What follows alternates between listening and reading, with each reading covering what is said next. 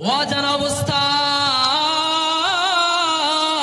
অন্যায় করেছি, মাকে আমি হত্যা করেছিলাম।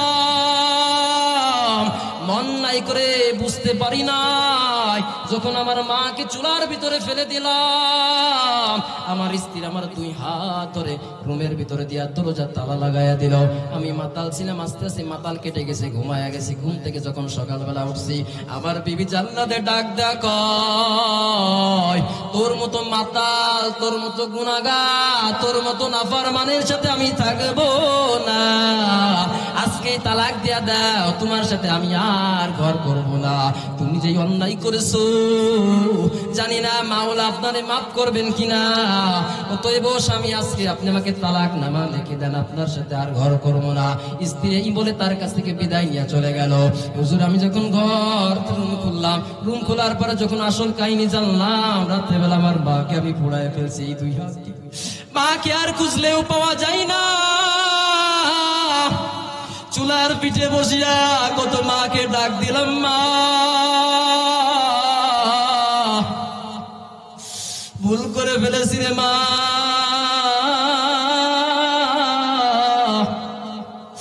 এ বাবা যাদের মা নাই, দুনিয়া থেকে বিদায় হয়ে গেছে, চোখে কি পানি আসে না, দিলটা কি পাথর হয়ে গেছে রে বাবা।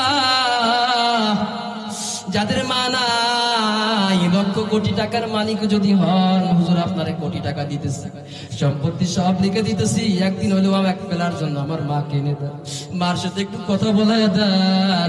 মা জনম দুঃখিনী যার নাই, সে বুঝে মা না থাকার কত কষ্ট। মা যখন থাকবে না রে বাবা, হাজার চিল্লাইলে পারে ওই মাকে আর পাওয়া যাবে না। হুজুর এত কাকাই ডাকলাম, কিন্তু আমার মা আর সাড়া দিল না রে হুজুর। যখন আমার সেন্স ফিরল, যে হাতে ডান হাত দ্বারা মাকে মারলাম, যেই নেশা হয় আমি মাকে মারলাম, মাকে হারাইলাম, এত নাফরমান করলাম, আল্লাহর সাথে গুনাহ করলাম। হুজুর, আমার অনেক সম্পত্তি ছিল, 12,000 স্বর্ণ মুদ্রা ছিল, সব মানুষের মাঝে দান করে দিলাম। সম্পত্তি যা ছিল মাদ্রাসা মসজিদের নামে দান করে দিলাম। স্ত্রীকে তালাক নামা দিয়ে বিদায় করে দিলাম। সন্তানদের সাথে সব এদিক ওদিক দিয়ে আমি একা হইয়া এই মক্কা মদিনার উদ্দেশ্য চলে আসি। হুজুরে 40 বছর আল্লাহর দরবারে কান্নাকাটি করতেছি। হুজুর, শুধু আপনি না, প্রত্যেক বছর 40 বছরে 40 জন আবেদ দেখতে এসে আমারে খবর দিয়া যায়, ও মোহাম্মদ ইবনে হারুন সমরকন্দি, তোমার হজ আল্লাহ কবুল করে দেয়। হুজুর, আল্লাহ যদিও বা কবুল না করে কোথায় যাইব? ভিক্ষুক যখন ভিক্ষার জন্য মানুষের দরবারে দৌড়ায়, একজন যদি তার দরবার থেকে ফিরাইয়া দেয়, আর এক দরবার তার জন্য খোলা থাকে। দুই দরবার থেকে ফিরাইয়া দিলেও আর এক দরবার তার জন্য খোলা থাকে। এক দরবার থেকে সে কিছু ভিক্ষা পায়। কিন্তু আমি তো এমন একজন ভিক্ষুক, ও আল্লাহর ওলি, কোথায় যাইব? যাওয়ার তো কোনো জায়গা নয়, মালিক ছাড়া, ওই মালিক ছাড়া আমার কেউ নাই। অতএব মাওলার কাছে কান্নাকাটি করতেছি, মাওলা আমারে মাফ না করলে কি করব? কোথাও তো যাওয়ার কোনো রাস্তা নাই। মালিক ইবনে দিনার এই ঘটনা শোনার পরে ডাক দেয়া করে, তুমি এমন নাফরমান করেছো, এমন গুনাহ করেছো, আল্লাহ জীবনও তোমার গুনাহ মাফ করবেন না। বুঝলাম তোমার ডান হাত কেন কাটা। বলে, হুজুর সব কিছু যখন বিদায় করে আমি চলে আসবো, চিন্তা করলাম, যেই হাত দ্বারা মাকে মারলাম, যেই হাত দ্বারা আমার মার উপর আঘাত করলাম, যেই হাত দ্বারা মাকে উনুনে চুলার ভিতরে ফেলে দিলাম, হুজুর আমি বাম হাত দ্বারা একটা রান্দাও নিয়া, হুজুর আমি নিজের হাতে নিজের ডান হাতকে কুপায়া ফেলে দিলাম, আমার ডান হাতকে বাতিল করে দিলাম। এই যে দেখেন হুজুর, আমার ডান হাত নাই, নিজের হাতে আমি ডান হাতকে ফেলাই দিলাম, সবকিছু দান করে দিলাম। ডান হাতকে আমি কাটিয়া ফেলাইয়া আল্লাহ থেকে রুজু হইয়া আমি এই মক্কা মদিনায় সে হাজির হয়েছি। হুজুর, এই 40 বছর কান্নাকাটি করতেছি, জানি না মালিক আমারে মাফ করবেন কিনা। এই বলে চিৎকার দিতেছেন, আওয়াজ দিতেছেন, কান্নাকাটি করতেছে। এই বলার পরে মালিক ইবনে দিনার বলে, তোমারে আল্লাহ জীবনেও মাফ করবেন না। এমন নাফরমানও কি মানুষ করতে পারে? এমন গুনাহ কি মানুষ জীবনে করতে পারে? এই বলার পর মালিক ইবনে দিনার বাড়িতে চলে গেছে, পাশায় চলে গেছে, মেহমান খানায় চলে গেছে। এবার রাত্রেবেলা মালিক ইবনে দিনার ঘুমাইতেছেন, রওজা থেকে আমার রাসূল এসে হাজির। আল্লাহু আকবার। রওজা থেকে আমার রাসূল এসে হাজির হয়ে গেছে। ও মালিক ইবনে দিনার, তোমাকে আমাকে কে এই সাহস দিছে যে আমার উম্মতরে আল্লাহ মাফ করবেন না? কি বলতে তোমার এই হুকুম দিয়েছেন, কি আদেশ দিয়েছেন? বলো তুমি এরকম মারাত্মক কেন ওই মুহাম্মদ ইবনে হারুন সমরকন্দিকে বললা? তুমি এত বড় সাহস কই পাইলা যে আল্লাহ তোমার জীবনও মাফ করবে না? ও আল্লাহর ওলি, নবী ডাক দেয়া বলে, যাও তুমি ওই মুহাম্মদ ইবনে হারুন সমরকন্দিকে গিয়া ঘোষণা দিয়া দাও, আল্লাহ তাআলা তার জীবনের সব গুনাহগুলো মাফ করে দিছে। ওদিকে মালিক ইবনে দিনারও যখন এই আল্লাহর ওলি মালিক ইবনে দিনার চলে আসার পরে ওদিকে মুহাম্মদ ইবনে হারুন সমরকন্দিও কান্নাকাটি করেছেন, আল্লাহ এই 40 বছর আপনার পায়ে কদমে সেজদা করলাম, 40টা বছর আমি নফল রোজা রাখলাম, নফল নামাজ পড়লাম মাকামে ইব্রাহিমে, আল্লাহ আপনি কি মাফ করবেন না? কই যাইব, যাওয়ার কোনো জায়গা নাই। এই বলে আল্লাহর কাছে কান্নাকাটি করার কারণে আল্লাহ তাআলার মনে দয়া এসে গেছে, আল্লাহ তাআলা তার জীবনের এমন মারাত্মক গুনাহগুলোকে মাফ করে দিয়েছেন। আল্লাহর ওলি এবার মালিক ইবনে দিনার মুহাম্মদ ইবনে হারুন সমরকন্দির নিকটে গিয়া বলে, ভাই আমারে মাফ করে দেন, আপনার মনে কষ্ট পেয়েছে,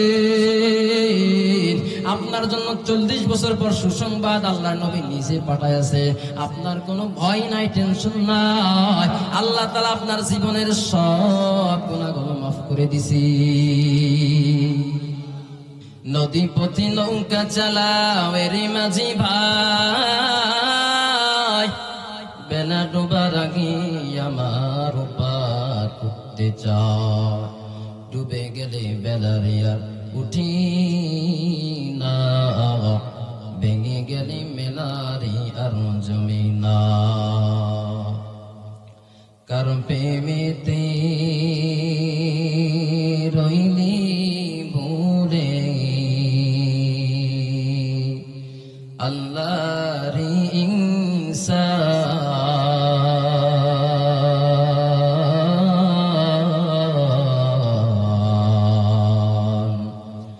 না মানলি ফরমান রে তুই, না মানলি কুরআন, না মানলি ফরমান রে তুই, না মানলি কুরআন, নাম নিশানা নাহি ছিল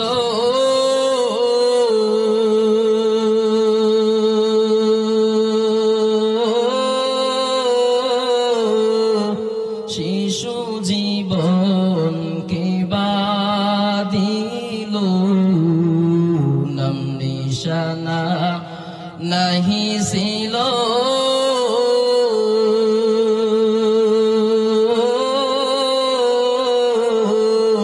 শিশু জীবন কে বাদিল,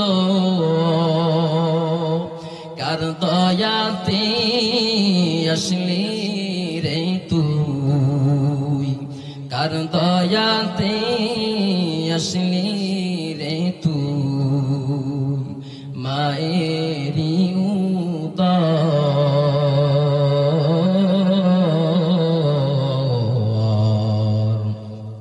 না মানলি ফরমান রে তুই, না মানলি কুরআন, না মানলি ফরমান রে তুই, না মানলি কুরআন, শিশু ছিলি জওয়ান হইলি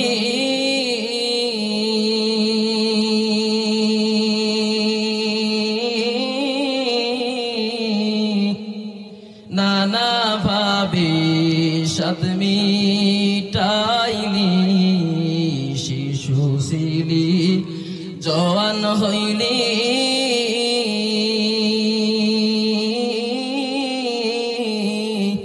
নানা ভাবে সাদ মিটাইলি, আল্লাহ রাসূল ভুলে রইলি, আল্লাহ রাসূল ভুলে রইলি, আসিয়া ভুবন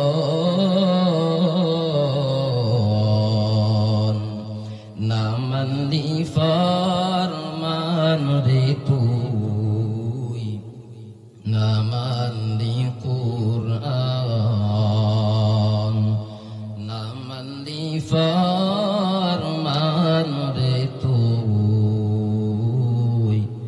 না মানলি কুরআন।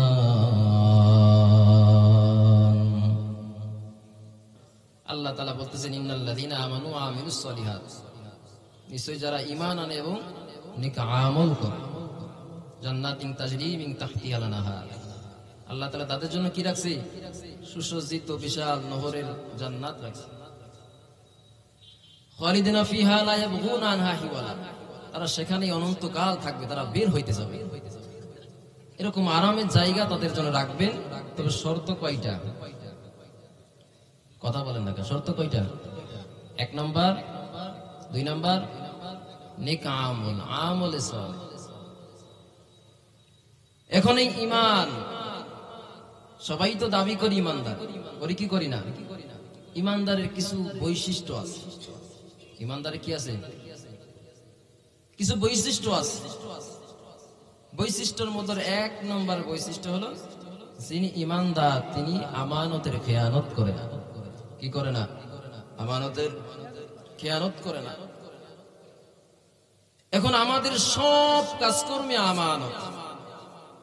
আপনার এই জানটা, আপনার এই জীবনটা, আপনার এই রূহটা আল্লাহ দিয়েছেন আপনার কাছে, এটা কি? আমানত। আপনার কাছে 2টা হাতকে সবল রেখেছেন আল্লাহ, এটা আপনার জন্য কি? আমানত। 63 বছর, 64, 50, 100 যার যেই হায়াত আল্লাহ দিয়েছেন, এটা আপনার জন্য কি? আমানত। এই আমানত মুমিন যে ঈমানদার, সে কি করতে পারে না? খেয়ানত করতে পারে না। মুনাফিকের কাজ হলো আমানতের খেয়ানত করা, ঈমানদারের কাজ হলো আমানতের রক্ষা করা। এখন আপনাকে 100 টাকা একজন আমানত দিল, যে ভাই আপনার কাছে 100 টাকা আমানত থাকলো। এখন আপনি কি করলেন? বাজারে গেলেন, সুন্দর মাছ দেখলেন, টাকাও নাই পকেটে। আল্লাহ, তো আমানত ঈমানদার খেয়ানত করে না, আর মুনাফিক কি করে? ঈমানত খেয়ানত করে। একজন মেয়ে, একজন ছেলে, মেয়ের আমানত ছেলের কাছে, রাস্তা দিয়ে যাবে, কেউ নাই, শুধু একজন ছেলে আর একজন মেয়ে। এই মেয়েটা ছেলের জন্য কি? আমানত। সে যদি আমানতের খেয়ানত করে, সে ঈমানদার হইতে, বুঝাইতে পারছি? বর্তমান যুবকরা যেইভাবে চলাফেরা করে, যেইভাবে নোংরার অবস্থায় চলাফেরা করে, তাদের কাছে আমাদের মা বোনেরা কোনো নিরাপত্তা নাই। এই জন্য আইনুদ্দিন আল আজাদ রহিমাহুল্লাহ তিনি একটা সঙ্গীত লিখেছেন, মাওলা কেন আইলাম রে এই জামানাতে, মাওলা কেন আইলাম রে, মাওলা কেন আইলাম রে এই জামানাতে, মাওলা কেন আইলাম রে। ঠিক না বেঠি? কেন আসলাম? এই জামানার মানুষ গুলা মানুষ নাহি বলে। ঠিক না বেঠি? এই জামানার মানুষ গুলা মানুষ নাহি বলে। গরু ঘোড়া হার মানাইয়া, গরু ঘোড়া হার মানাইয়া হাইনার মতো চলে, মাওলা কেন আইলাম রে এই জামানাতে, মাওলা কেন আইলাম রে, মাওলা কেন আইলাম রে এই জামানাতে, মাওলা কেন আইলাম রে। পথে ঘাটে চলে ওরা গলা গলি ধরে। ঠিক না বেঠি? পথে ঘাটে চলে ওরা গলা গলি ধরে। দেখলে ওদের চলা ফেরা, দেখলে ওদের চলা ফেরা, মাথায় আমার ঘুরে, মাওলা কেন আইলাম রে এই জামানাতে, মাওলা কেন আইলাম রে, মাওলা কেন আইলাম রে এই জামানাতে, মাওলা কেন আইলাম রে। চিল্লায় বলেন কথা ঠিক না বেঠি? এই জন্য যুবকদের চলাফেরা এমন অবস্থা হয়েছে, দেখলে পরে মাথা গরম হয়ে যায়। দেখলে আমাদের মুখ লুকায় যাইতে হয়, কিন্তু ওদের লজ্জা শরম নাই। এইটা আমাদেরকে ফিরতে হবে। আমাদের পরবর্তী সমাজ, যুব সমাজ যদি সঠিক না হয়, আমাদের পুরো ভবিষ্যৎ অন্ধকার। আজকে এখানে 10 মিনিট বসতে পারি না, যদি আপনি ভালো একটা সুপার ফোন দিয়া, মোবাইল দিয়া ভালো একটা ওয়াইফাই কানেক্ট করে দিতে পারেন, ওর 50 ঘন্টা চলে যাবে পাবজি গেম খেলতে, তারপরেও ওর কোনো হুঁশ থাকবে না, সময়টাকে কাটাই দেবে কোথা থেকে টেরও হবে না। আল্লাহর ওলি আব্দুল্লাহ ইবনুল মুবারক রহমতুল্লাহি আলাইহি, তিনি আলেম হওয়ার আগ দিয়ে যখন প্রথম যৌবন আসে, একটা মেয়েকে দেখে তিনার এত পছন্দ হয়েছে, মেয়ের পিছনে প্রতিদিন ঘুরে। মেয়েটা টের পাইছে যে এই আব্দুল্লাহ ইবনুল মুবারক আমার মনে পছন্দ করেছে, তো তার সাথী পাতির মাধ্যমে, বান্ধবীর মাধ্যমে তার খবর পাঠাইছে যে অমুক দিন অমুক তারিখে তোমার সাথে আমার বান্ধবী কথা বলবে, অমুক জায়গায় বিকাল 4টের সময় গিয়ে দাঁড়ায়। তো আব্দুল্লাহ ইবনুল মুবারক রহমতুল্লাহি আলাইহি তিনি মোটামুটি 2টার সময় এসেই বসে রয়েছে, কারণ আশিক মাসিকের একটা ব্যাপার স্যাপার আছে। তো যখন 4টা বেজে যায় কিন্তু আসে না মেয়ে, 5টা বেজে যায় এখনো আসে না, 6টা বেজে যায় এখনো আসে না, মনে করে এই আসবে সেই আসবে, এই করতে করতে সারা রাত কাটায় দিছে। সকাল হয়ে গেছে, একজন ব্যক্তি রাস্তা দিয়ে যাইতেছেন, বলে আব্দুল্লাহ এত সকালে তুমি এখানে কেন? বলে আমি একজন মানুষ আমার সাথে কথা দিয়েছিল সে আসবে, তার অপেক্ষায় আমি এখানে ছিলাম, কিন্তু সে আমাকে ধোঁকা দিয়েছে, সে আসে না। ওই ব্যক্তিটা বলল, এই যে অপেক্ষায় তুমি তার জন্য না থেকে যদি তুমি আল্লাহর জন্য সারা রাত অপেক্ষা থাকতে, আল্লাহ তাআলা তোমাদের জান্নাতের সার্টিফিকেট দিয়ে দিত। এজন্য সময়টা কাটাইতে হবে কোথায়, আর আমরা কাটাই কোথায়? ভাইয়ের আমার, আল্লাহ তাআলা আমাদের সবাইকে তৌফিক দান করুক, চিল্লা বলেন আমিন। আল্লাহ তাআলা বলেন, ইন্নাল্লাযীনা আমানু ওয়া আমিলুস সালিহাত,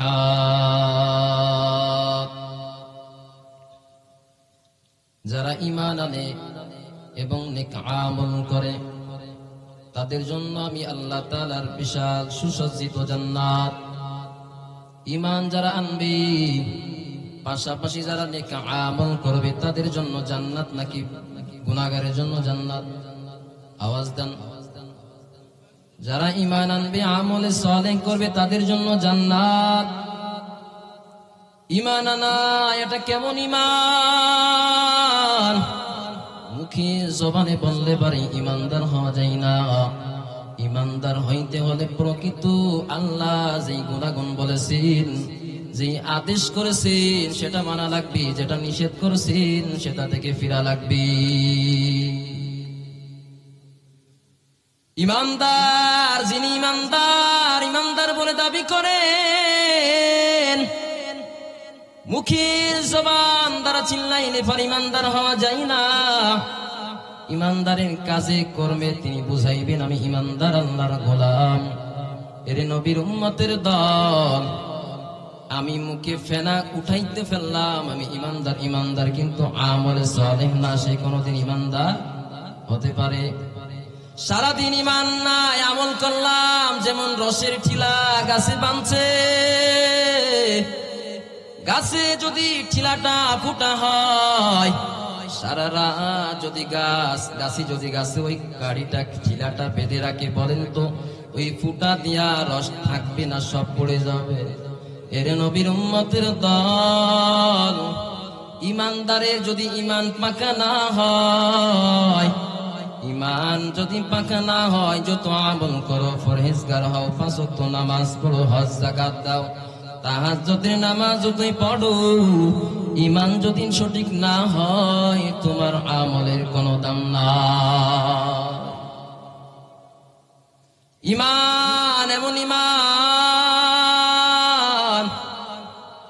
আজকে ঈমান আনতে গিয়া উলামে কিরাম মার খায়। ঈমান আনার কারণে সাহাবায়ে কিরাম মার খেয়েছেন। ঈমান আনার কারণে কত আল্লাহওয়ালা বুজুর্গওয়ালারা মার খেয়েছেন, কি খান নাই? এর নবীর উম্মতের দল, আজকে আমরা মারও খাই না, আবার পাক্কা ঈমানদার বলে দাবি করি, কি করি না? যদি ঈমানদার হও, আমার আগে হুজুর বলে গেছেন মারও খাওয়া লাগতে পারে, ঘর বাড়িও ছাড়া লাগতে পারে, তোমার বসতবাদী সব ছেড়ে জঙ্গলায় চলেও যাওয়া লাগতে পারে।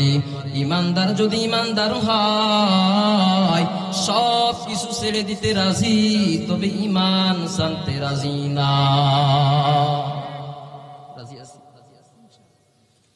কত সাহাবী পিতা মাতা ছাড়লেন, বাড়িঘর সব কিছু ছেড়ে দিছে, এরপর ইমান ছাড়ে নাই। কারণ তাদের কাছে ইমানটা দামি না অদামি, তাদের কাছে রাসূলটা দামি না অদামি, ইসলামটা তাদের কাছে দামি না অদামি। এরে নবীর উম্মতের দল, আজকে আমরা মুসলমানের ঘরে জন্ম হয়েছে, এই জন্য আমরা বলি মুসলমান। কিন্তু আল্লাহর আদালতে এই বাপ দাদার মুসলমানি দিয়া কোনদিন মুসলমান সাব্যস্ত হবে না। বেলাল যিনি হাবশী গোলাম, ঈমান এনেছেন, ঈমান আনার কারণে কত কষ্ট সহ্য করা লাগছে। ঈমান আনার পরে এখন সবাই তাকে গালি দেয়। অন্যান্য সাহাবীরা নবীর দরবারে এসে বলে, ইয়া রাসূলুল্লাহ, আমরা রাস্তা দিয়ে গেলে মানুষ গালি দেয়, কিন্তু জবাব দেওয়ার কিছু নাই। নবী বলে, ও সাহাবে কেরাম, তাদের গালি শুনো, পাল্টা পাল্টা গালি দিও না, তাদের জবাব দিও না। আজকে আমরা মুসলমান হয়েছি, মুসলমান দাবি করি, ইমানদার দাবি করি, রাস্তা দিয়া গেলে পারে যদি কোনো কাফের বেঈমান বদ্দিন আমাদেরকে গালি দেয়, পাল্টা গালি দেয়, একটু জবান খুলে বলবেন গালি দেওয়া হারাম কি হারাম না? গালি দেওয়া এটা হারাম, এটা কুফরি, এটা জানি, তারপরও মানি না কেন? বুঝা গেল ইমানদার দাবি করি, কিন্তু প্রকৃত ইমানদার এখনো হতে পারি নাই। প্রকৃত ইমানদার যদি হইতাম, আমরা এক মুসলমান হয়ে আর এক মুসলমানকে কোনদিন গালি দিতে পারতাম না। আল মুসলিমুনা আখুল মুসলিমিন, এক মুসলমান আর এক মুসলমানের ভাই। অতএব তুমি মুসলমান হয়ে আর এক মুসলমানকে গালি দেবে, এটা কুফরি, হারাম। অতএব মুসলমান হয়ে আর এক মুসলমানকে গালি দেওয়া যাবে না। এরে নবীর উম্মতের দল, যেই কথা বলতেছিলাম, ইমানদার যে ঈমান এনেছে তিনি কোনদিন আমানতের খেয়ানত করতে পারে না। আজকে কই যে দরজার প্রবাসী ভাই, কত প্রবাসী আজকে বিদেশের বাড়িতে আছে, বাড়িতে বিবি বাচ্চা রেখে গেছেন, সন্তান রেখে গেছেন, মা বাবা রেখে গেছেন। প্রবাসে যারা আছে ওরা জানে কত কষ্ট করে কাজ করা লাগে। সারাদিন কঠোর গাদার মতো খাটের পরে রাত্রে বাসায় ফিরে আবার নিজে রান্না করে খাওয়া লাগে। এখানে ঢাকার শহরে আমরা যারা চাকরি করি, এদেরকে সমস্যা হইলে, বিপদ হইলে আরেকজন ভাই থাকে দেখার জন্য। যদি মনটা খারাপ হয়, ভালো না লাগে, ইচ্ছা করলে পারে বাসায় চলে আসা যায়, বাড়িতে গ্রামের বাড়িতে চলে আসা যায়। যদি সংবাদ শোনা যায় মা দুনিয়াতে নাই, ওই ভাই ঢাকা থেকে 1-2 মুহূর্তের ভিতরে বাড়িতে বাসায় চলে আসতে পারে। কিন্তু প্রবাসী যারা আছে, ইচ্ছা করলেও যদি মা মারা যায়, বাবা মারা যায়, ভাই মারা যায়, আত্মীয় স্বজন পাড়া প্রতিবেশী মারা যায়, ইচ্ছা করলে বাড়িতে আসার কোনো সুযোগ না। এই জন্য প্রবাসী যারা আছে, যাদের স্ত্রী ও পর্দার অন্তরালে মা, আপনার সতীত্ব এটা আপনার স্বামীর জন্য আমানত। অতএব আমানত যদি আপনি খেয়ানত করেন, কিয়ামতের ময়দানে আল্লাহ রাব্বুল আলামিন ডাক দেয়া বলবে, ও আমার বান্দি, তোমার স্বামী প্রবাসে ছিল, তুমি তোমার আমানত, স্বামীর আমানতকে খেয়ানত করেছিলা, তার আমানতকে তুমি টিকাইতে পারো নাই। অতএব যা, জাহান্নামে যা, তোর জন্য নাফরমানের জান্নাত দেওয়া যা সুযোগ নাই। ওরে নবীর উম্মতের দল, এই জন্য এখনো সময় আছে, সময় থাকতে ও পর্দার অন্তরালের মা, যদি কোনো গুনাহ হয়ে থাকে আল্লাহর দরবারে, আল্লাহর আদালতে, আল্লাহর কাছে ক্ষমা চাও, মাফ চাও। হয়তোবা আল্লাহ যদি চায় আপনার জীবনের সব গুনাহ মাফ করে দিতে পারি। আল্লাহ থেকে দয়াবান কেউ আসেনি? আরো জোরে বলেন, আসেনি? আল্লাহ আমার রব, ওই রবি আমার সব। আল্লাহ আমার রব, ওই রবি আমার সব। দমে দমে তন মনে তারি অনুভব, দমে দমে তন মনে তারি অনুভব। আল্লাহ আমার রব, ওই রবি আমার সব। আল্লাহ আমার রব, ওই রবি আমার সব। তোমার নিয়ামতে তোমার দুনিয়াতে আমি যেদিকে তাকাই অথই নিয়ামতে ডুবে আসি সবাই তোমার দুনিয়াতে আমি যেদিকে তাকাই অথই নিয়ামতে ডুবে আসি সবাই বাকবাকালে তাসবিহ রবে তাসবিহ কল রব তাসবিহ কল রব আল্লাহ আমার রব ওই রবি আমার সব সবাই বলেন আল্লাহ আমার রব ওই রবি আমার সব দমে দমে তন মনে তারি অনুভব দমে দমে তন মনে তারি অনুভব আল্লাহ আমার রব ওই রবি আমার সব আল্লাহ আমার রব ওই রবি আমার সব একটু জোরে জোরে চিল্লায় বলা যাবে কিনা মারহাবা তাহলে আমাদের রবকে একটু আওয়াজ দিয়া বলেন রবকে ওই রবরে কি ডাকতে লজ্জা লাগে নাকি ওরে মুসলমান ওই আল্লাহ আপনাকে দুনিয়ায় পাঠাইছেন ওই আল্লাহ সুম্মা ইলাইনা তুরজাউন আবার যখন সময় শেষ হয়ে যাবে ওই আল্লাহ আপনারে ডাক দিবে আল্লাহর মালিককে ডাকে আবার পরকালে যাওয়া লাগবে এই জন্য আল্লাহ তাআলার ওয়ার্ডার ঈমান আনো আমলে সালেহ করো ঈমান যারা আনবে আমলে সালেহ যারা করবে এরাই হলো দুনিয়াতে আমি আল্লাহ তাআলার কাছে শ্রেষ্ঠ মানুষ এজন্য আল্লাহ তাআলা বলেন ইন্নাল্লাযীনা আমানু ওয়া আমিলুস সালিহাত উলাইকা হুম খায়রুল বারিয়া ই কালামে জিন্দা কুরআনে হাকীম হিকমতে উলায়া সালাসাতু কদিম জামিউল ইলম ফিল কুরআনে হাকীম تقاذرت عنه وفهام الرجال بخا قرآن كلام الله بشر قديم استي نعين যারা আল্লাহর বান্দা যারা আল্লাহর উপরে ঈমান এনেছে আমলে সালেহ করেছে আল্লাহ তাআলা ডাক দেয়া বলেন যদিও তোমরা ঈমান এনেছো আমলে সালেহ করেছো আবার গুনাহ করেছো নামাজ পড়েছো আবার গুনাহ করেছো আবার তওবা করেছো ফিরে আসো আমি আল্লাহ তোমাদেরকে maaf করে দিব আবার নামাজের মুসল্লা গিয়েছো আবার গুনাহ করেছো অন্যায় করেছো আমি আল্লাহ তাআলার কাছে maaf চাও ক্ষমা চাও আমি আল্লাহ তোমাদের maaf করে দিব এরে নবীর উম্মতের দল ওই আল্লাহর কাছে যদি বারবার আপনি গুনাহ করেন বারবার তওবা করেন আল্লাহ তাআলা আপনাকে maaf করে দিবেন এই জন্য তো আল্লাহ তাআলা বলেছেন লা তাকনাতু মির রাহমাতিল্লাহ এরে নবীর উম্মতের দল আমি আল্লাহ তাআলা দয়া থেকে ফিরে যাও না লা তাকনাতু মির রাহমাতিল্লাহ এরে বান্দা যদি গুনাহ করো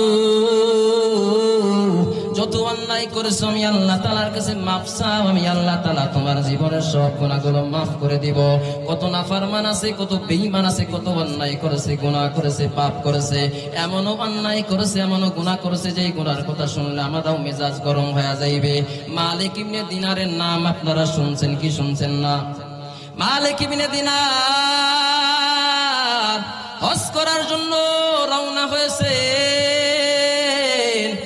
মতে যাওয়ার পরে একটা নদী পাচ্ছে নদী পার হয়ে ওপার যাওয়া লাগবে এখন মালিক ইবনে দিনার নদী পার হইবে নৌকার মাঝি পাই না কিছুক্ষণ পর নৌকার মাঝি আসলো নৌকায় লোক ভরে গেল মালিক ইবনে দিনার সকলের মতো মালিক ইবনে দিনারও নৌকার ভিতরে উঠে গেল কিন্তু মালিক ইবনে দিনার তিনি ছিলেন একজন গরিব মানুষ তিনি ছিলেন একজন আল্লাহওয়ালা তিনার কাছে কোনো পয়সা নাই কিন্তু তিনি হজে যাওয়ার জন্য প্রস্তুতি নিয়ে আছেন রওনা হয়েছেন এবার যখন মালিক ইবনে দিনার ওই নৌকার ভিতরে উঠছে নৌকার মাঝি কিছু দূর যাওয়ার পর নৌকার মাঝি সকলের কাছ থেকে যখন ভাড়া ওঠায় সকলেই ভাড়া দেয়। ভাড়া নিতে নিতে এক সময় মালিক ইবনে দিনারের কাছে এসে হাজির হয়েছে। ও মালিক ইবনে দিনার, অপরিচিত মানুষ, তোমার ভাড়াটা দাও। মালিক ইবনে দিনার ডাক দেয়, বলে ভাই আমি মুসাফির, আমার কাছে কোনো টাকা নাই, কোনো পয়সা নাই, তুমি একটু মেহেরবানি করে আল্লাহর রাস্তায় আমাকে ফিরে পার করে দাও, আমি তোমার জন্য দোয়া করে দেব। এবার নৌকার মাঝি বুঝতে পারে নাই যে মালিক ইবনে দিনার কেমন আল্লাহ ওয়ালা, কেমন আল্লাহর বুজুর্গ। মালিক ইবনে দিনারে ডাক দেয়া বলে, ও মালিক ইবনে দিনার, আমার নৌকায় চড়তে হলে, উপার পার হইতে হলে তোমারে পয়সা দেওয়া লাগবে, পয়সা ছাড়া উপারে যাওয়ার কোনো সুযোগ নাই। মালিক ইবনে দিনার একটা বেকায়দায় বেখেয়ালে পড়ে গেল। মালিক রে ডাক দেখায়, দয়ার মালিক, আমি তো টাকা নাই, পয়সা নাই, আপনার ঘরে যাওয়ার জন্য প্রস্তুতি নিয়ে রওনা হয়েছি রে আল্লাহ, আপনার হাবিবের ঘর দেখার জন্য আমি প্রস্তুতি নিয়ে রওনা হয়েছি, কিন্তু আমার কাছে টাকা নাই রে আল্লাহ। আল্লাহ, আমি কি এই মাঝির কাছে আজকে বেঈমানি হয়ে যাব? এই মাঝির কাছে আমি কি আজকে লাঞ্ছিত হয়ে যাইব টাকার জন্য রে আল্লাহ? এই বলে মালিক ইবনে দিনার মালিকের কাছে হাত তুলে যখন দোয়া করেছেন, আমার আল্লাহ তাআলা মালিক ইবনে দিনারকে এত মহব্বত করেন, মালিক ইবনে দিনারের দোয়া আমার আল্লাহ তাআলা কবুল করে নিয়েছেন। ওই সমুদ্রের মাছে ডাক দেখায়, ও মাছ, আমি আল্লাহর ওলি আজকে বেঈমান, ওই বেঈমানের কাছে, ওই মাঝির কাছে আজকে লাঞ্ছিত হবে, অপমানিত হবে, আমি আল্লাহ এটা সইতে পারবো না। ও মাছ দৌড় মারে যা, মুখের ভিতরে নিয়ে স্বর্ণ মুদ্রা নিয়ে উপস্থিত হয়ে যা। এবার সমুদ্রের মধ্যে যত মাছ ছিল সব মাছগুলো মুখের ভিতরে স্বর্ণ মুদ্রা নিয়ে ওই নৌকার মাঝির কাছে উপস্থিত হয়ে গেছে। ও নৌকার মাঝি, কত টাকা তোমার প্রয়োজন নাও, তবে সাবধান, মালিক ইবনে দিনারের জন্য একটা গাড়িও না দেওয়া হয়। মালিক ইবনে দিনারে কিছু বলা যাবে না, কত পয়সা দরকার, কত টাকা দরকার। আজকে দুনিয়াতে আমরা টাকার পিছনে ঘুরতে ঘুরতে জীবনের সময়টা শেষ করে দিলাম। এর নবীর উম্মতের দল, ওই মা মনিবরে 5 ওয়াক্ত নামাজে একটু স্মরণ করা দরকার, আমরা সেটাও করতে পারলাম না। এজন্য আল্লাহ তাআলা মাঝে মাঝে আমাদের পাপের কারণে সতর্ক বাণী দেন, ঝাঁকুনি দেন। দেখেন না আজকে সকাল 10:38 সময় আমার একটা ঝাঁকুনি দিছে, আপনারা পান নাই? ও নবীর উম্মতের দল, সকালবেলা 10:38 সময় আমি টেলিফোনে একজনের সাথে ঢাকায় কথা বলতেছিলাম, এই প্রোগ্রাম মাহফিলের বিষয় নিয়ে আলোচনা হইতেছিল। ঠিক সেই মুহূর্তে এমন একটা ঝাঁকুনি দিল, আমার অফিসিয়াল চেয়ারে বসেছিলাম, একটা ঝাঁকুনি, প্রথম কিন্তু একটা নরমাল ঝাঁকুনি দিছে। নরমাল ঝাঁকুনিটা আমি যখন শুনছি, ওপার থেকে যে টেলিফোনে কথা বলতেছে, বলে হুজুর জলদি করে বের হন, অবস্থা মনে হয় বেশি একটা ভালো না, যেভাবে কাঁপুনি দিছে হুজুর মনে হয় ভালো একটা ভূমিকম্প হবে। আমিও বলতেছি ভাই মোবাইলটা রাখেন, টেলিফোনটা পরে বেঁচে থাকলে আপনার সাথে আবার কথা হবে। দৌড় মারে বাসা থেকে বের হয়ে গেলাম, বাসার সামনে মসজিদে এমন জোরে বাড়াবাড়ি করতেছে। আমি ডাক দিয়ে কলাম, ও দয়ার মালিক, আমাদের নাফরমানির কারণে, গুনার কারণে, অন্যায়ের কারণে আপনি আমাদের উপরে শাস্তি দিয়েন না রে আল্লাহ, আমাদের গুনার কারণে আপনি আযাব দিয়েন না। আপনার ঘর মসজিদ যেইভাবে ডুলতেছে রে আল্লাহ, আমার দিল তো ভালো লাগে না, মেহেরবানি করে আপনার ঘর মসজিদটা আপনি হেফাজত করিয়েন রে আল্লাহ। এই বলিয়া দোয়া করতেছি। এরপরে কিছু সময় পর আল্লাহ তাআলা মাফ করলেন, থামায়া দিলেন। এর নবীর উম্মতের দল, তখন এই জমিনটা আমাদের পাপের কারণে, আমাদের গুনার কারণে ভারী হয়ে যায়, ওজন হয়ে যায়, তখন আল্লাহ তাআলা মাঝে মাঝে এইভাবে ঝাঁকুনি দেয়। তবে এখনো আমাদের আল্লাহর কাছে শুকরিয়া যাপন করা লাগবে। এখনো আমাদের দেশে ওই রকম ভূমিকম্প হয় নাই, তারপরেও সকালবেলা যতটুক হয়েছে আশপাশে শুনে দেখেন, ঢাকার শহরে খবর নিয়ে দেখেন, এরপরও কত মানুষ বদলিত হয়ে মারা গেল। ওই যে নারায়ণগঞ্জে একটা বিল্ডিং এর ব্যালকনি ভাঙে 3 জন মানুষ ঢাকায় ব্রেক হয়ে গেল। এরা নবীর উম্মতের দল, এরা ঘর থেকে বিবি বাচ্চার কাছ থেকে বিদায় নিয়ে বের হয়েছিল, ও আবার ফিরে আসবো সন্ধ্যাবেলায়, কিন্তু আল্লাহ তাআলা ওখানে তার হায়াতটাকে শেষ করে দিয়েছেন। এরা নবীর উম্মতের দল, জানি না কখন, না জানি মালাকুল মউত এসে হাজির হয়ে যায়, কবি জানি না কখন যেন মসজিদের মাইক এলান হয়ে যায়, আজকে অমুক দুনিয়াতে বিদায় হয়ে গেছে। আজ এখানে আসি, এখান থেকে বাড়িতে ফিরতে পারবো কিনা এর কোনো গ্যারান্টিও নাই। কত বছর সিলেটে মাহফিলে গেলাম, মাহফিল থেকে রাত 12:30টায় ওখান থেকে রওনা দিলাম। যখন নারায়ণগঞ্জে আসি তখন বাজে প্রায় 4:30 রাত। আমার ড্রাইভার সাহেব তিনি ঘুমাইয়া গেছেন, আমিও ঘুমাই গেছি, পিছনে আরো 2 জন ছিল তারাও ঘুমাইয়া গেছে। জানি না আল্লাহর কি মহিমা, আমি মুফতি রাকিবুল ইসলাম রাহিলু আজকে 1 বছর মৃত্যুর সময় হয়ে যাবার কথা ছিল রে বাবা, কিন্তু আল্লাহ তাআলা জানি না কোন ওসিলায় আমার মা বাবার দোয়ার ওসিলা করে, উস্তাদের দোয়ার ওসিলা করে, মুরব্বীদেরকে আপনাদের দোয়ার ওসিলা করে আল্লাহ জানে বাঁচাইয়া দিয়েছেন। হঠাৎ যখন আমার ঘুম ভেঙে গেছে, সামনে দিয়ে একটা পরিবহন দেখবেন একটা সিগন্যাল মারে, যখন দেখছি পরিবহনের রোডে আমরা আসতেছি, মানে মুখোমুখি অবস্থা। আমরা তো গাড়ির ভিতরে সবাই ঘুমায় গেছি, যারা সিলেট রোডে গেছেন তারা জানেন। ওই সিলেট রোড একেবারে চাপা রোড, এখন কাজ চলতেছে, ওখানে গাড়িগুলোর এত চাপ, এত চাপ যে একটু যদি হেরস্তেরস হয়, একটু যদি মাথার বুদ্ধি এদিক ওদিক হয়, চোখটা যদি টিপ দেয়, এমন পরিমাণ গাড়ি, যেমন পরিমাণ প্রাইভেট কার, এমন পরিমাণ মোটরসাইকেল, বিশেষ করে রাতের বেলা বড় বড় পরিবহন গুলা চলে, চট্টগ্রামের পরিবহন গুলা চলে, এমন পরিবহনের সামনাসামনি যখন হয়ে গেছি রে বাবা, হঠাৎ করে সিগন্যাল আমার ঘুম ভেঙে গেছে, দেখি সবাই ঘুমায়, আমি তো পুরো বেহুশ হয়ে যাওয়ার অবস্থা। ড্রাইভারে খুশা মেরে বললাম, এই বেটা তাড়াতাড়ি ওঠ, সময় থাকতে এখনো তাড়াতাড়ি স্টারিং ধর। ওরা আমি পান কিনে দিলাম, চকলেট কিনে দিলাম যাতে তোমার ঘুম না হয়, কিন্তু তারপরও বেচারা ঘুমায় গেছে। সারা দিন জার্নি করে প্রায় যাইতে আসছে প্রায় 900 কিলোমিটার। আমি সেই নড়াইল থেকে সুদূর গেছি আপনার সেই সিলেট, একেবারে সুনামগঞ্জ, বিশ্বম্ভরপুর, একেবারে শেষ সীমানা, ওদিক ইন্ডিয়ার বর্ডার রে বাবা। ওখান থেকে আসতে সারাদিন এত পরিমাণ ক্লান্ত, এরপরে বয়ান করেছি দীর্ঘ সময়। বয়ান করার পরে মেজাজটাও খারাপ, শরীরটা ক্লান্ত হয়ে গেছে, ঘুম, ড্রাইভারও ঘুমায় গেছে, আমার সঙ্গীরা সবাই ঘুমায় গেছে। কিন্তু ওখান থেকে বাসায়া বাড়িতে ফিরাইছেন কে? চিল্লায় আওয়াজ দিয়া কয়। ওই মনিকে মালিক আমাদেরকে বাঁচাইতে পারে কি পারে না, সম্মান দিতে পারে কি পারে কিনা। মালিক ইবনে দিনার মালিকের কাছে বলেছেন, আল্লাহ আপনি কি এই মাঝির কাছে আমারে অপমানিত করবেন? আমার আল্লাহ তাআলা মাছের বুকের ভিতরে স্বর্ণের মুদ্রা দিয়ে পাঠিয়ে দিয়েছে, ও মাছ জলদি করে চলে যা, আমি আল্লাহর বন্ধু যেন ওখানে বিপদে না পড়ে, ওখানে যেন বেইজ্জতি না হয়। মাছগুলা মুখের ভিতরে ঠিক এইভাবে মুখের ভিতরে টাকা নিয়া, কোয়েল গুলো স্বর্ণ মুদ্রা গুলা নিয়ে দাঁড়ায় আছে। এবার আল্লাহর ওলি মালিক ইবনে দিনার ডাক দেয়া কয়, ও নবী মাঝি ভাই,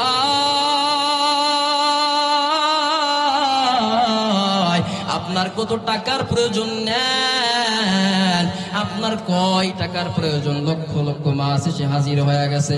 এর নবীর উম্মতের দল। এবার মাঝির হুশ ফিরেছে, আমি কার কাছে টাকার জন্য গালি গালাজ দিলাম? আমার তো ভুল হয়েছে, আমার তো অন্যায় হয়েছে। মাঝি এবার আল্লাহর ওলির পায়ে জড়ায়া ধরেছে, হুজুর আমার ভুল হয়ে গেছে, আপনি মালিকের কাছে দোয়া করেন, আমি অন্যায় করে ফেলেছি, ভুল করে ফেলেছি, আর আমি অন্যায় করব না। এই বলে আপনি মালিকের কাছে আমার জন্য ক্ষমার জন্য দোয়া করেন। হুজুর বলল, ঠিক আছে বাবা যাও, তোমার আমি মাফ করে দিলাম, তোমার আমি ক্ষমা করে দিলাম। এবার মালিক ইবনে দিনার নদী পার হয়ে হজ করার জন্য মক্কা চলে গেল।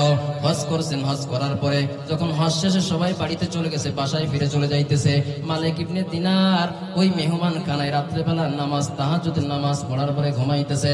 নামাজ পড়ার পর ঘুমাইতেছে, হঠাৎ স্বপ্নে করে দেখতেছে, এদিকে ঘুমানোর আগে মালিক ইবনে দিনার আল্লাহর কাছে দোয়া করেছে, আল্লাহ মেহেরবানি করে আমি একটু জানতে চাই, আজকে এই যে হজ করলাম, এই বছর কার কার হজ কবুল হয়েছে আমি একটু জানতে চাই রে আল্লাহ।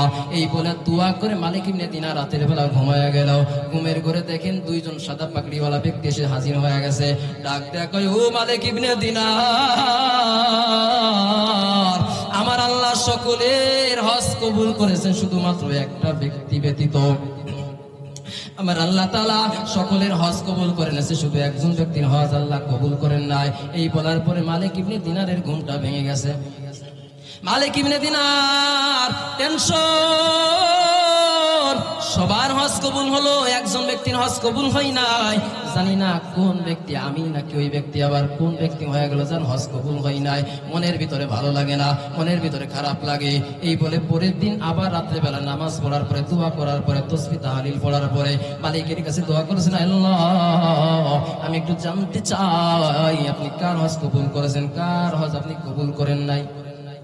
মালিক ইবনে দিনার ঘুমাইতেছেন, ঘুমাইতে ঘুমাইতে হঠাৎ দেখি একজন ব্যক্তি সাদা কাপড় পরে সাদা পাগড়ি মাথায় দেয়, সে হাজির হয়ে গেছে। মালিক ইবনে দিনারে ডাক দেয়া বলে, ও মালিক ইবনে দিনার, তোমার টেনশন করার দরকার নাই, তোমার ভয় পাওয়ার দরকার নাই। আল্লাহ তাআলা আপনার হজকেও কবুল করেছেন, সকলের হজকে কবুল করেছেন, শুধু একজন ব্যক্তির হজ কবুল করি নাই, তিনার নাম হলো মুহাম্মদ ইবনে হারুন। নাম কি? মুহাম্মদ ইবনে হারুন। তিনার দোয়া আল্লাহ কবুল করে নাই, ভয় নাই, টেনশনই নাই। আল্লাহ তাআলা সকলের হজ কবুল করেছেন, শুধুমাত্র ওই ব্যক্তির হজ আল্লাহ কবুল করেন নাই। মালিক ইবনে দিনারের ঘুমটা ভেঙে গেল। না জানি কোন ভাইয়ের সন্তান, কোন স্ত্রীর স্বামী, কোন সন্তানের বাবা, তার ব্যক্তি এত কষ্ট করে হজ করেছে, টাকা পয়সা খরচ করেছে, কষ্ট করেছে, হজ কবুল হয় নাই। এবার ওই আরবের যারা মানুষ আছে তাদের কাছে খোঁজ নিতে লাগলেন, তোমরা কি একটু বলবা এই নামে অমুক নামে কোনো ব্যক্তি আছে নাকি? বলে হ্যাঁ আছে, সে তো মরুভূমিতে থাকে, সারা রাত মাকামে ইব্রাহিমে নামাজ আদায় করে, সারাদিন পুরো নফল রোজা রাখে, আর দিনের বেলা তিনি ওই মরুভূমিতে একটা গাছের নিচে বসে সালাত আদায় করে। ওখানে গেলে অমুক জায়গায় গেলে অমুক জায়গায় খোঁজ নিলে আপনি তাকে পেয়ে যাইতেও পারেন। মালিক ইবনে দিনার ওইখানে চলে গেলেন। যাওয়ার পর দেখে আসলেই তো একজন মানুষ, মনে হয় দেখি মনে হয় আসলে আল্লাহওয়ালা, মাথায় পাগড়ি আছে, জুব্বা পরা, তিনি নামাজে মগ্ন আছেন। আল্লাহর ওলি কিছু দূর পাশে গিয়ে বসলেন, নামাজ শেষ হোক, এরপরে তার সাথে কথা বলবো। নামাজ শেষ হয়ে যাওয়ার পরে ডাক দিছে, ভাই আসসালামু আলাইকুম। তিনিও জবাব দিয়েছেন, ওয়ালাইকুম আসসালাম। আপনি কে? বলে আপনি মালিক ইবনে দিনার। বলে আপনার নাম তো এর আগে আমি অনেকবার শুনেছি, আপনাকে দেখার ইচ্ছা ছিল, দেখা হয়ে গেল। ও আল্লাহর ওলি বলে,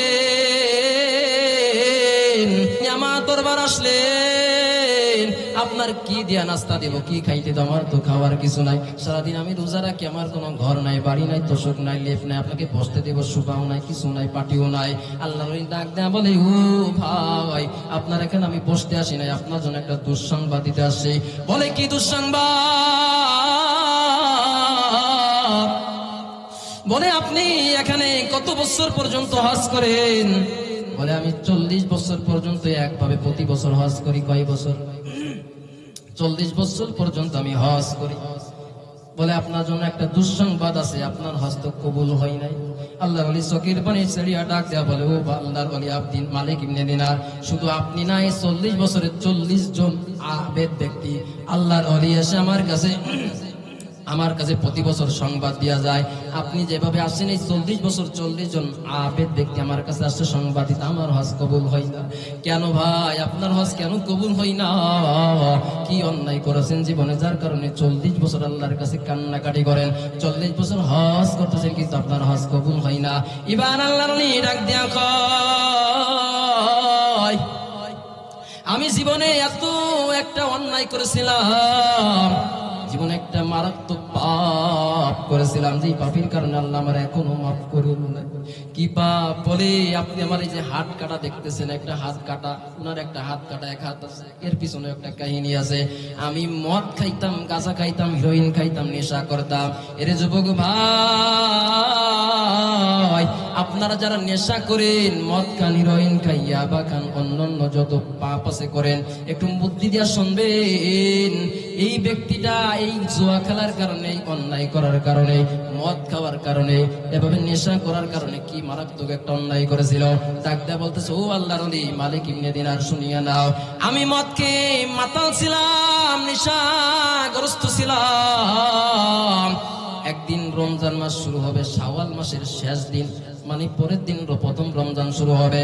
ওই সময় আমার মা এসে আমাকে ডাক দিয়া বলে, ও আমার সন্তান, সকল পিতামাতার ছেলে, সকল পরিবারের সবাই রোজার জন্য প্রস্তুতি গ্রহণ করতেছে, আর তুমি এখানে ঈশা করে বসে আছো, আসো বাবা, গোসল করে আল্লাহর নামাজ পড়ো, তাহাজ্জুদের নামাজ পড়ো, আসো রোজা রাখার জন্য প্রস্তুতি গ্রহণ করো, সেহরি খাও।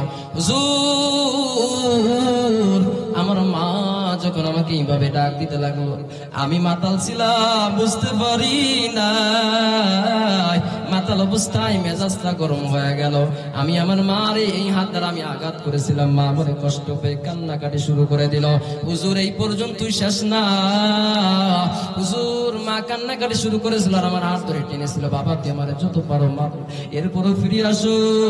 তুমি যেই পথে যাইতো জাহান্নামের পথ, জাহান্নামের পথের থেকে ফিরে আসো, জাহান্নামের পথ থেকে ফিরে আসো, একটু তওবা করো। আজকে রমজান শুরু হবে, প্রথম রজনী আসো। আল্লাহর বিধান রোজা রাখা, ফরজ কাজ রাখার জন্য প্রস্তুতি গ্রহণ করো। আমার মা এইভাবে বারবার বারবার ডাকতেছিল। আমি মেজাজটা গরম করে আমার মাকে আমি ধরে, শুধু মেরেই আমি শেষ না, আমার মাকে এড়ো করে ধরে 2 হাতে জাটকায়া ধরে আমি হুজুর উনুনের ভিতরে ফেলে দিলাম। হুজুর আমার মাকে নিয়ে আমি জ্বলন্ত চুলার ভিতরে ফেলে দিলাম, কিন্তু আমি মাতাল ছিলাম, টের পাই না। ও যুবক ভাই, যাদের মা আছে, যাদের মা আছে, বাড়িতে যাওয়ার পর মার পা ধরে কান্নাকাটি করবেন। না জানি জেনে অজানে, বুঝে না বুঝে কত অন্যায় করেছি, মা বাবার মনে কষ্ট দিয়েছি। এখনো সময় আছে, মা বাবার পা ধরে গহীন রাত্রে যদি আপনি একবার ডাক দেওয়া বলেন, ও মা কত অন্যায় করেছি, ও বাবা কত অন্যায় করেছিলাম, বুঝে না বুঝে যেইভাবে হোক অন্যায় করেছিলাম, আমাকে মাফ করে দেন।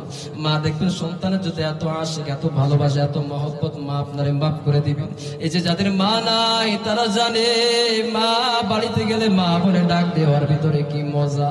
এই যে মাহফিল করে যখন আমি বাসায় যাই, মাগুরা বাসায় গেলে পারে বিবি ঘুমায়, অন্যান্য ভাই ব্রাদার ঘুমায়, কিন্তু মা ঘুমায় না। আমার সন্তান কখন আসবে, বারে বারে টেলিফোন দিয়া শুনবে, বাবা কই আসো, ভালো ভালো আসো, দেখে শুনে আসো। মা বারে বারে খোঁজ নাই, কিন্তু বিবিতে বারে বারে খোঁজ নেই না রে বাবা। এই জন্য যাদের মা নাই, যুবক, মা চলে গেলে কোনদিন মা পাওয়া যায় না। বিবি চলে গেলে বিবি পাইবা,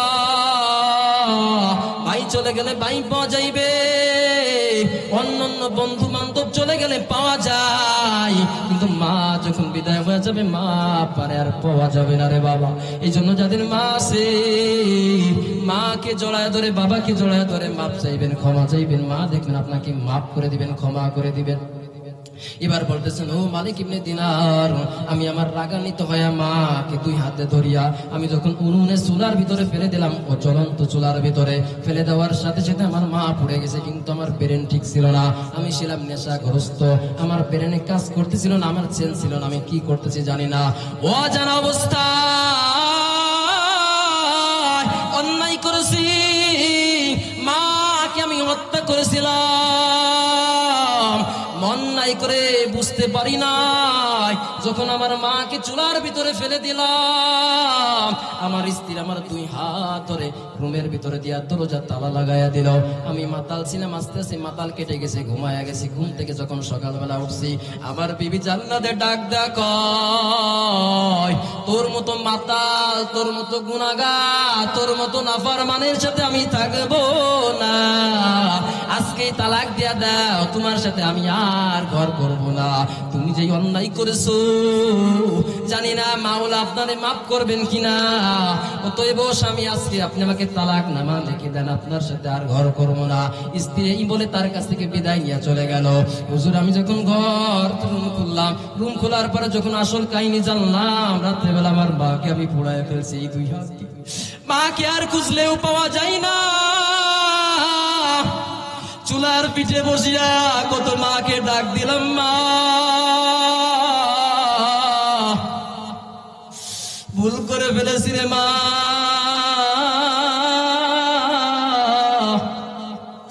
এ বাবা যাদের মা নাই, দুনিয়া থেকে বিদায় হয়ে গেছে, চোখে কি পানি আসে না, দিলটা কি পাথর হয়ে গেছে রে বাবা।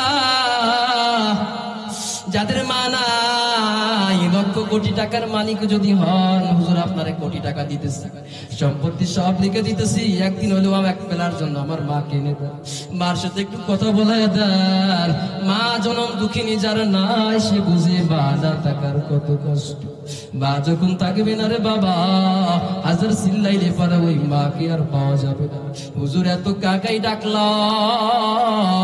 কিন্তু আমার মা আর সাড়া দিল না রে হুজুর।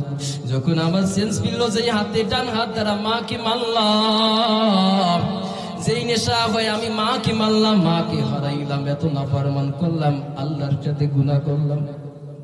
হুজুর আমার অনেক সম্পত্তি ছিল, 12,000 স্বর্ণ মুদ্রা ছিল, সব মানুষের মাঝে দান করে দিলাম।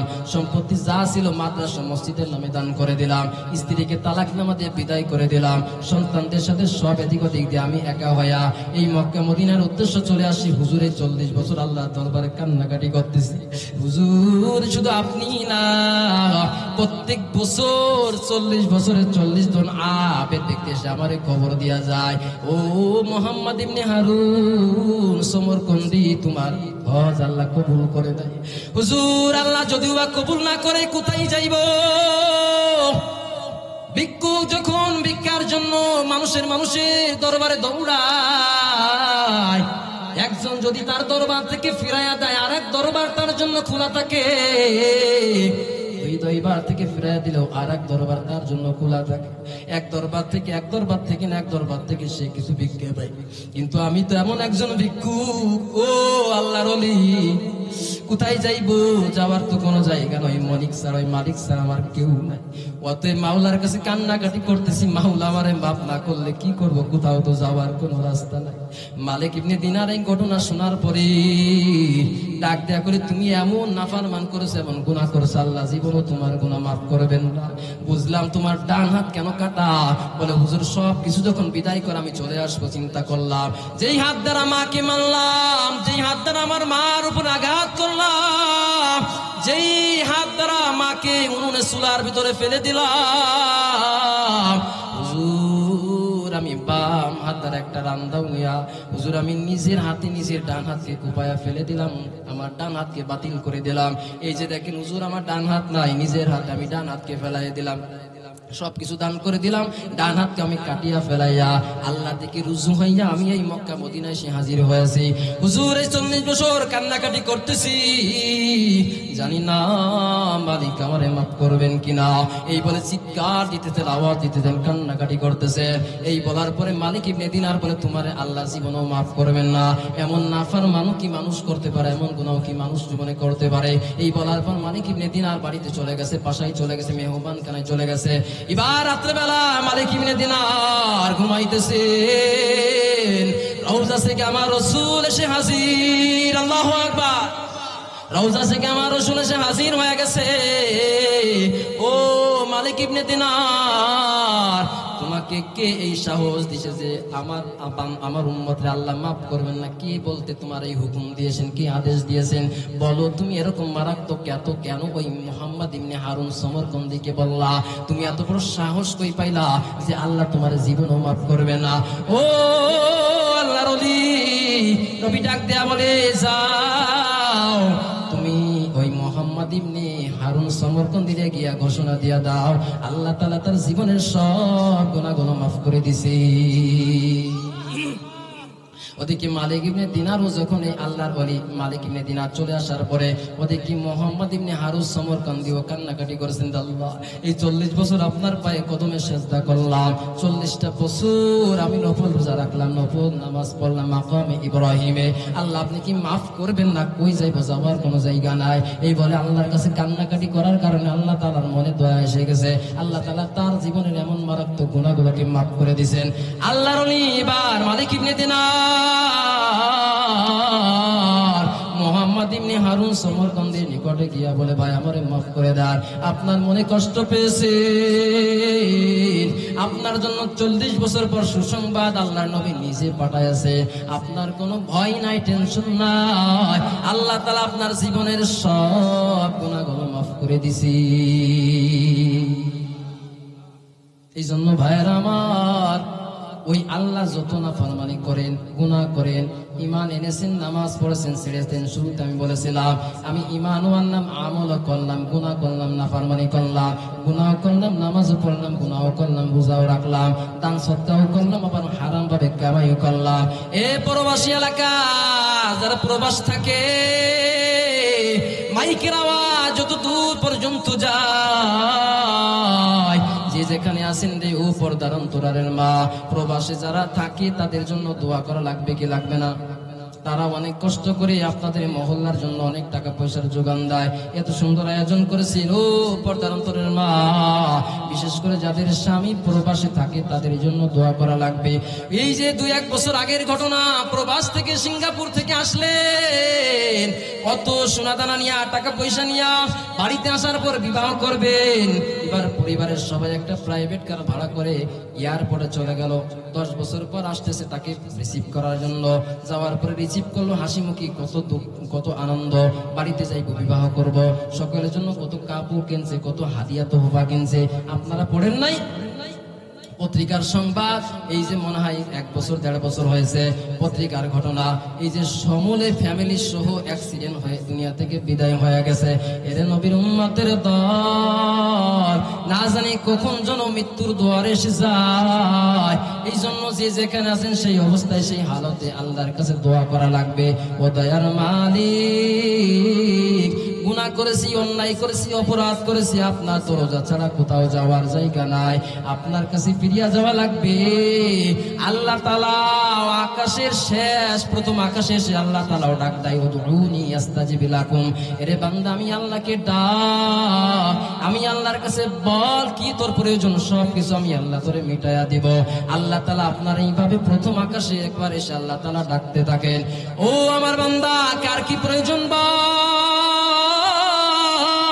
আমি আল্লাহ তাআলা তোর সব অভাব অনটন দূর করে দিব। কোন বিপদে আছো আমি আল্লাহর কাছে মাপ চাও, আমি আল্লাহর কাছে বল, আমি আল্লাহ তাআলা তোর বিপদ থেকে উদ্ধার করে দিব। আল্লাহ তাআলা এইভাবে আপনাকে আমাকে ডাকতে থাকে প্রথম আকাশে আসার পরে। আজকে কত বান্দা আছে দুনিয়ার লোভে পড়ে, দুনিয়ার মোহে পড়ে নামাজে যায় না, দান সদকা করে না, নেক আমল করে না। এর নবীর উম্মতের দল যদি ডাক দেয়া বলে, ভাই দাড়ি রাখা একটা নেক আমল, আপনি কেন দাড়ি রাখেন না? বলে দাড়ি রাখলে বিবিতে রাগ করে। বলে কি বলে না? এই বিবি কি মরার পরে আপনার কবরে যাবে? বলে আপনি সুদ খান, ঘুষ খান কেন? বলে সন্তানের চাহিদা পূরণ করার জন্য, পরিবারের ফ্যামিলির প্রয়োজন পূরণ করার জন্য হারাম খাইতে হয়। আমি অনেক সময় হারামের মধ্যে গ্রেফতার হয়ে যাই। একটু বলেন তো, এই সন্তান, এই বিবি আপনার কবরে যাবে কি যাবে না? ওয়াল মাল ওয়াল বানুন জিনাতুল হায়াতিদ দুনিয়া। এই সম্পত্তি, এই সন্তান, এই বিবি বাচ্চা সব দুনিয়া চাকচিক্য, কিন্তু কিয়ামতের ময়দানে কবরে কেউ আপনাদের সাথে যাবে না। যখন মৃত্যু হয়ে যাইবে, লাশটা দাফন কাফনের জন্য কবরে দিকে নিয়ে যাইবে, আপনার সাথে 4টা আমল যাবেন। কয়টা আমল? 4টা আমল ছাড়া আপনার সাথে কিছুই যাবে না। ইযা উজিয়াল মাইয়িতু ফি কবরিহি জাআল কুরআন ইনদা রাসি ওয়াস সালাতু ইয়ামিনি ওয়াস শিমালু আন শিমালি ওয়াস সাইরুল হাসানাত ইনদা রিজলাইন। আপনার সাথে 4টা নেক আমল যাবে, তাছাড়া আর কিছু যাইবে না। রোজা যাইবে, নামাজ যাইবে, নেক আমল যাইবে, কোরআন যাইবে। এই 4টা আমল নিয়ে যারা দুনিয়া থেকে মরতে পারবে, বিদায় নিতে পারবা, কবরে যাওয়ার পরে আল্লাহ তাআলা যখন মুনকার নাকিবের ফেরেশতা আপনাকে পাঠাইবে সওয়াল করার জন্য, এই 4টা জিনিস চারপাশে থাকবে। মাথার কাছে কোরআন, ডান পাশে নামাজ, বাম পাশে রোজা, এবার পায়ের কাছে অন্যান্য নেক আমল, দাড়ি রাখার আমল দাঁড়ায়া থাকবে। মিসাক করেছিলেন, মিসাকের নেক আমলটা দাঁড়ায়া থাকবে। মানুষের পানি পান করাইছিলেন, দাঁড়ায়া থাকবে। ওয়াজ মাহফিলে টাকা দিয়েছিলেন, আপনার পায়ের কাছে দাঁড়ায়া থাকবে। নেক আমল যত আছে পায়ের কাছে দাঁড়ায়া থাকবে।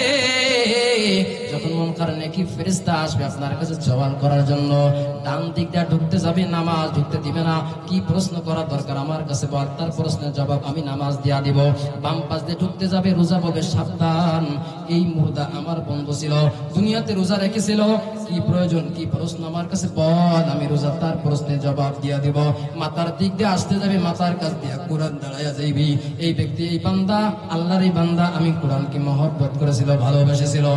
এই ফেরেশতা বল, কি প্রশ্ন করা দরকার আমার কাছে বল। আমার এই বান্দা আমাকে মহব্বত করেছিল, তো তার প্রশ্নের জবাব আমি দিয়া দিব। কি প্রশ্ন করা দরকার বল। এবার যখন কারণ নাকি 4 পাশে 3 পাশে সুযোগ না পায়, পায়ের কাছ দিয়ে ঢোকার চিন্তা করবে। এবার অন্যান্য নেক আমল গুলো দাঁড়াইয়া যাইবে, ঢোকার কোনো সুযোগ নাই। কি প্রশ্ন করা দরকার কর, প্রশ্নের জবাব আমরা দিয়া দিব। যখন বাড়ি পাশ দিয়া ঢুকতে পারবে না, তখন নেক আমল দাঁড়াইয়া থাকবে, ঢোকার কোনো সুযোগ নাই। মাথার কাছে কোরআন থাকবে, ঢোকার কোনো সুযোগ নাই। ডান পাশে নামাজ থাকবে, ঢোকার কোনো সুযোগ নাই। বাম পাশে রোজা থাকবে, ঢোকার কোনো সুযোগ নাই।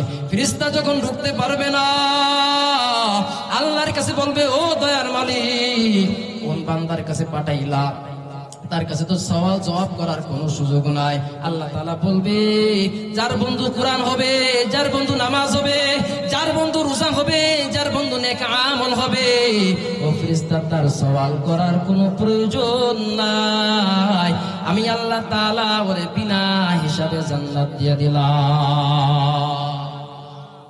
একদিন এই দুনিয়া থেকে বিদায় হয়ে যাবে, সঙ্গে কিছু যাবে, মাত্র যাবে কয়টা, এখনো হুঁশ ফিরে নাই।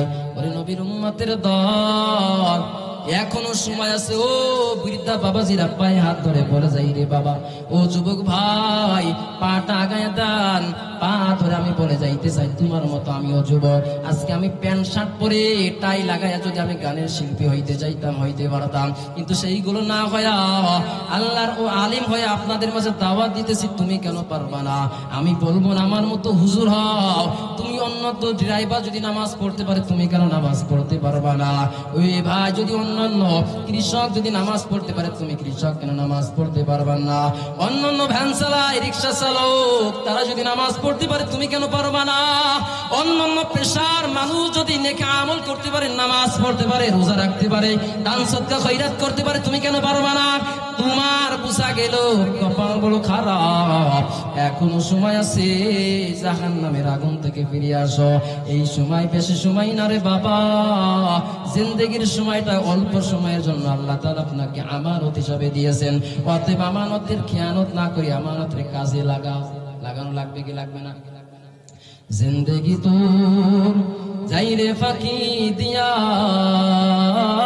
রে সোনার আদম, জিন্দেগি তোর যায় ফাঁকি দিয়া, জিন্দেগি তোর যাই রে ফাঁকি দিয়া রে সোনার আদম, জিন্দেগি তোর যায় ফাঁকি দিয়া। ও আদম রে,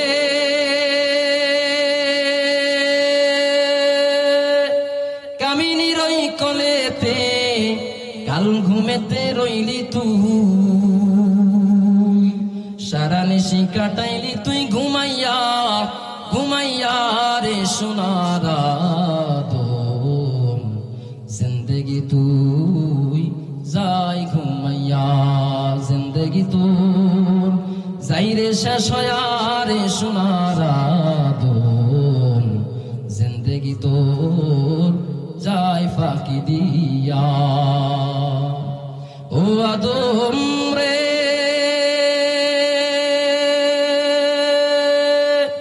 পাক ধরিয়া গেছে দাড়ি, দন্ত আছে কটা চারি,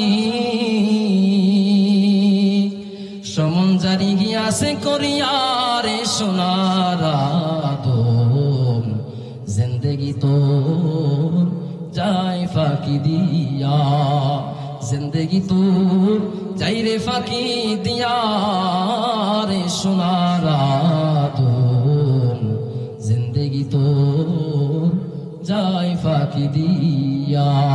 চিল্লায় একটু পরে পড়া যাবে কি মারহাবা। আল্লাহ তাআলা আমাদের সবাইকে কবুল করুন, চিল্লা বলেন আমিন। আল্লাহ তাআলা আমার নালায়েক গুনাহগার থেকে যা কিছু বললাম, আল্লাহ তাআলা এই সহি কথাগুলোর উপরে আমল করার তৌফিক দান করুন, চিল্লা বলেন আমিন। আল্লাহ আমাদের সবাইকে মাফ করে দিক, চিল্লা বলেন আমিন।